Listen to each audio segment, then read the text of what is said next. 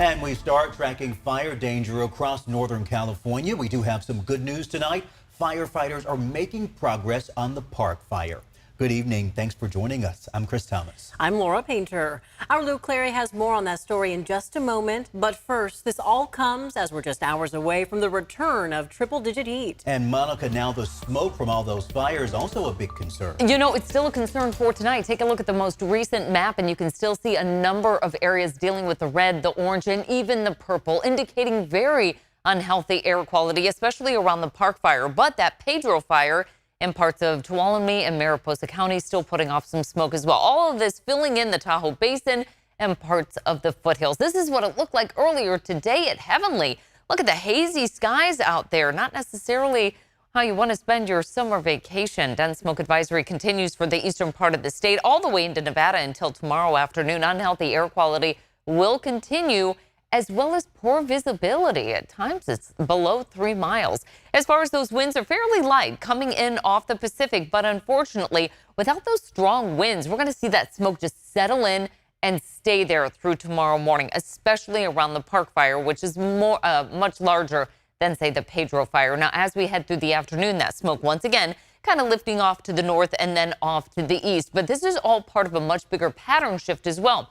Temperatures right now in the 70s and 80s in the valley and foothills, much warmer than where we've been over the past couple of evenings. We'll eventually cool into the 60s, but we're on our way to near 100 tomorrow afternoon. And that just starts a stretch of 100s that are headed our way. But this high pressure ridge also bringing in a chance for showers as well as some cloud cover in the forecast. Okay, Monica, we'll check back in shortly.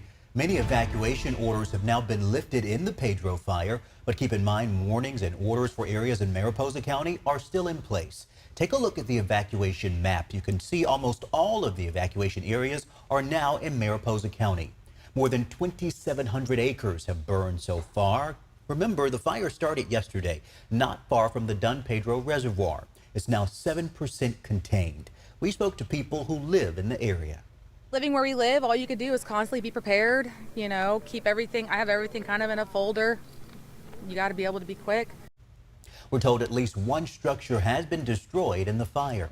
And turning to the Park Fire now, firefighters have been making progress, but the fire is still 18% contained. It's the largest fire burning in the state right now, and it's burning across 4 counties, including Tehama County. More than 391,000 acres have burned, and now more than 400 buildings have been destroyed. Take a look. Several evacuation orders are still in place in Tehama and Shasta County. Firefighters are working nonstop to try and get those flames under control. Meanwhile, evacuation orders have been lifted in parts of Butte County. And that includes the south side of the town of Cohasset, which was devastated by the fire. ABC 10's Luke Clary reports. For many families returning to Cohasset, they'll be coming home to good news, like the house you see right here. Aside from the dozer lines around it, it was virtually untouched in the Park Fire. But sadly, for many other families, it'll be a totally different story. As we just crossed the street here, you can see that this home next door, it's total devastation. With hundreds of homes and other buildings destroyed by the Park Fire in Butte County, right up to the back of the barn. Lifelong Cohasset resident Clint Charmley said he couldn't believe his luck. How do you feel right now to be home? Very happy, glad. His house made it, but he knows many of his neighbors weren't so fortunate. So yeah, I got a little bit of survivor remorse. You see, the devastation is just heartbreaking. Mark Chang also just came home for the first time. This was a fairly new double wide. One of 2 homes on his property, a total loss. But he knew there was some good news waiting for him too.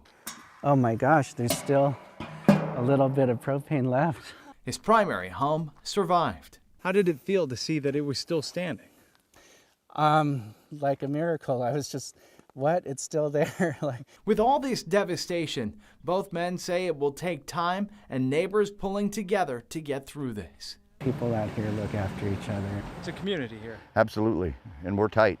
In Cohasset, Luke Clary, ABC 10. And don't forget, you can get the latest updates on all the fires burning across the state by downloading the free ABC 10 app.